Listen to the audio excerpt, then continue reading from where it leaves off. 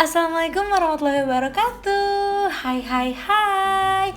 Halo semuanya. Perkenalkan, nama aku Dia Ulhaktina Putri dengan NIM 11076202899 dari kelas G PGSD 2020. Nah, teman-teman, kali ini aku akan menjelaskan tentang infografis yang sudah aku buat nih, teman-teman.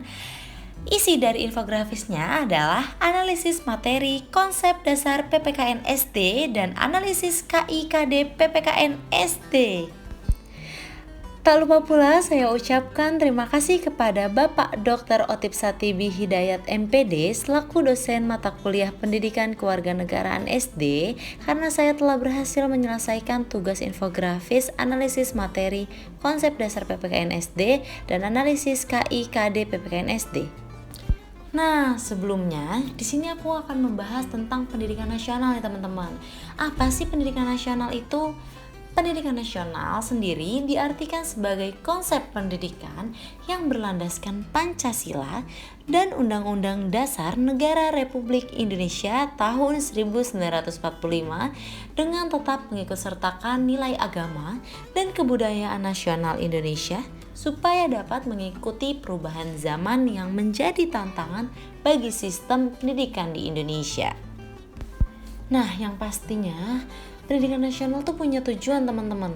Apa sih tujuan dari pendidikan nasional?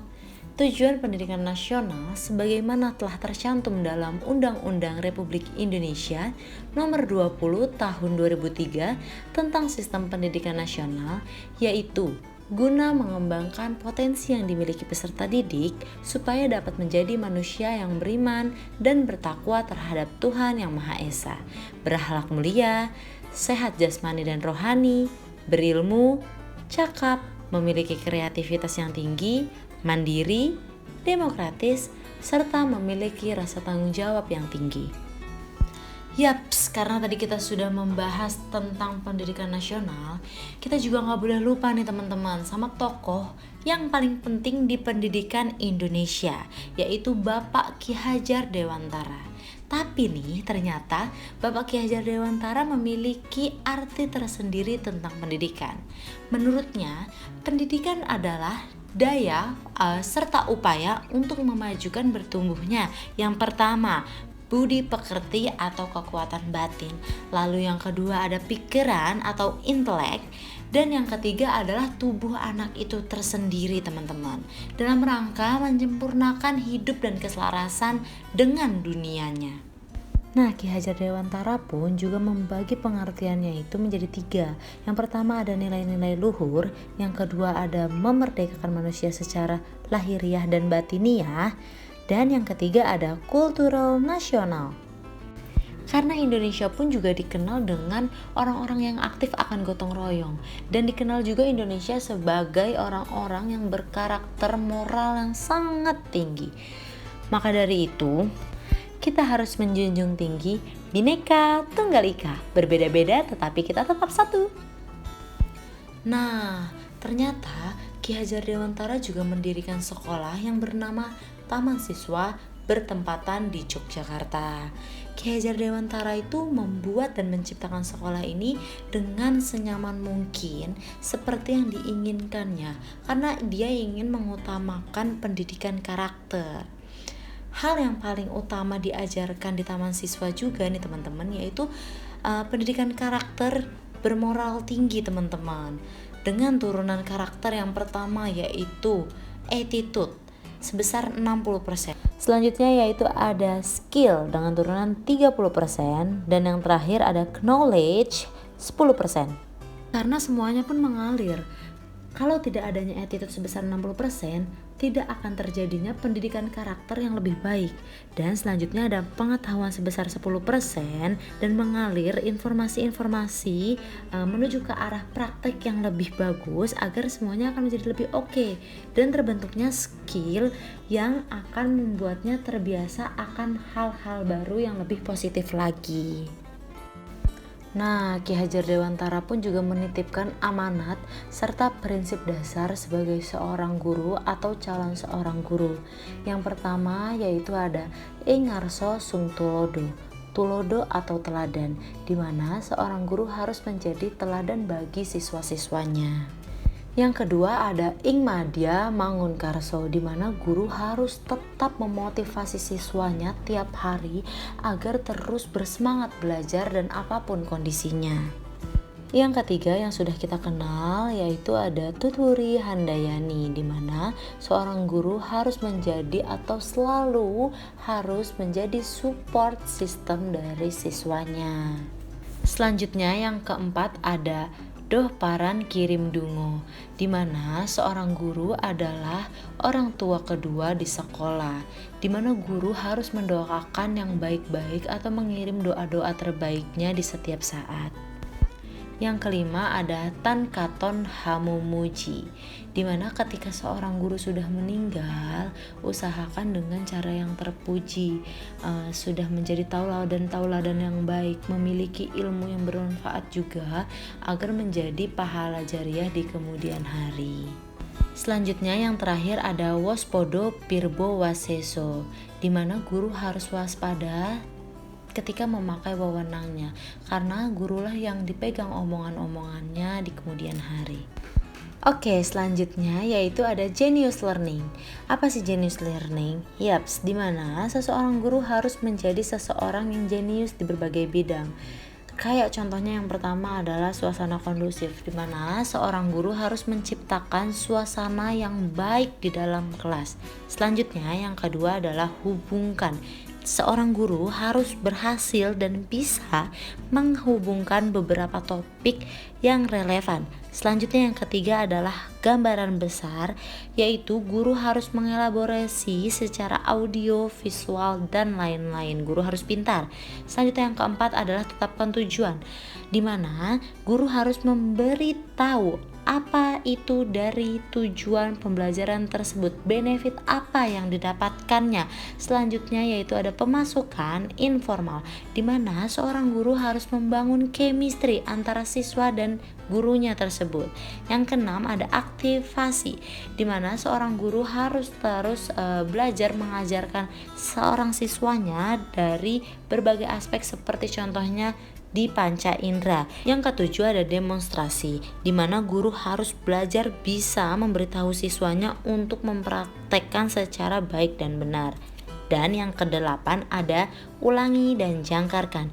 Ulangi, merepeat pembelajaran yang sudah ada, dan jangkarkan, jangan sampai lepas ilmu yang sudah diberikannya, diulangi terus. Guru harus menerapkan 6 pengolahan ini atau neuroscience for learning. Oke, pada intinya kita akan membahas tentang konsep dasar PPKN SD. Yang kalian tahu juga, PPKN SD ini sangat bermanfaat di penerapan kehidupan sehari-hari bagi seseorang. Di mana PPKN SD ini memfokuskan pengembangannya terhadap perkembangan siswa itu sendiri. Peserta didik itu akan dibentuk karakternya melalui nilai-nilai agama, sosial kultur, bahasa, serta suku bangsa untuk menjadi warga negara yang baik, cerdas, terampil, dan berkarakter sebagaimana yang telah diamanatkan oleh Pancasila dan Undang-Undang Dasar Negara Republik Indonesia 1945. Nah, karena memang penerapan Pancasila sangat berkaitan dengan hubungannya berbangsa dan bernegara, yuk silahkan disimak.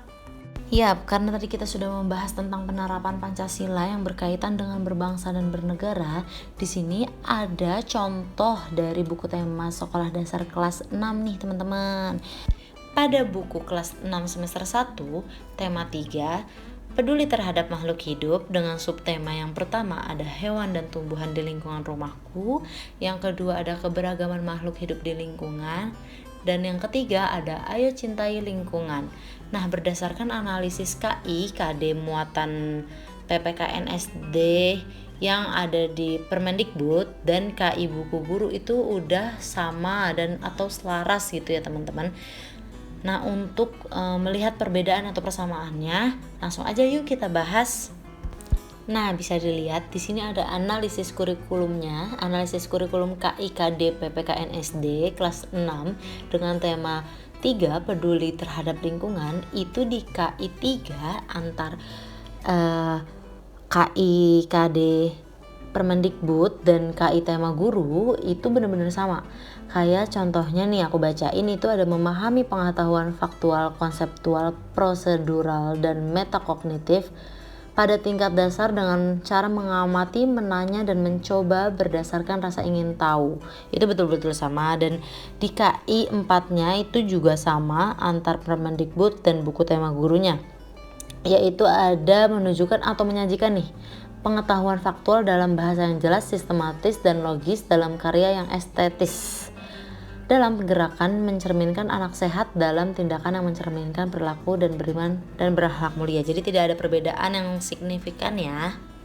Nah, bisa disimpulkan juga pada pembahasan kali ini perlu adanya kesadaran di dalam diri kita untuk bisa memiliki kesadaran berbangsa dan bernegara. Membangun kesadaran berbangsa dan bernegara kepada pemuda merupakan hal yang penting atau tidak dapat dilupakan oleh bangsa ini. Karena pemuda merupakan penerus bangsa yang tidak dapat dipisahkan dari perjalanan panjang bangsa ini. Akan tetapi, kesadaran berbangsa dan bernegara ini jangan ditafsir hanya berlaku pada pemerintah saja, tapi harus lebih luas memandangnya, sehingga dalam implementasinya pemuda lebih kreatif menerapkan arti sadar berbangsa dan bernegara ini dalam kehidupan tanpa menghilangkan hakikat kesadaran berbangsa dan bernegara itu sendiri. Kesadaran berbangsa dan bernegara sesuai dengan perkembangan bangsa mempengaruhi kehidupan berbangsa dan bernegara yang tidak akan selalu positif. Bisa saja pada suatu masa kesadaran tersebut tidak seutuh dengan masa sebelumnya, bukan? Bermacam-macam hal yang dapat berpengaruh terhadap kesadaran berbangsa dan bernegara. Berbagai faktor juga dalam negeri ini seperti dinamika kehidupan warga negara. Itu telah ikut memberi warna terhadap kesadaran berbangsa dan bernegara tersebut. Demikian pula perkembangan dan dinamika kehidupan bangsa-bangsa lain di berbagai belahan dunia tentu berpengaruh pula terhadap kesadaran itu. Terima kasih banyak karena sudah mendengarkan penjelasanku kali ini. Dan kalian pun juga harus ingat, Indonesia itu banyak budaya, kerajinan, tarian, bahasa, dan yang paling penting yaitu ada makanannya yang kaya akan cita rasa nusantaranya, kaya dengan rempah-rempah. Dan kalian harus ingat lagi nih, satu nusa, satu bangsa, satu bahasa, Indonesia. And thank you, terima kasih. Bye-bye.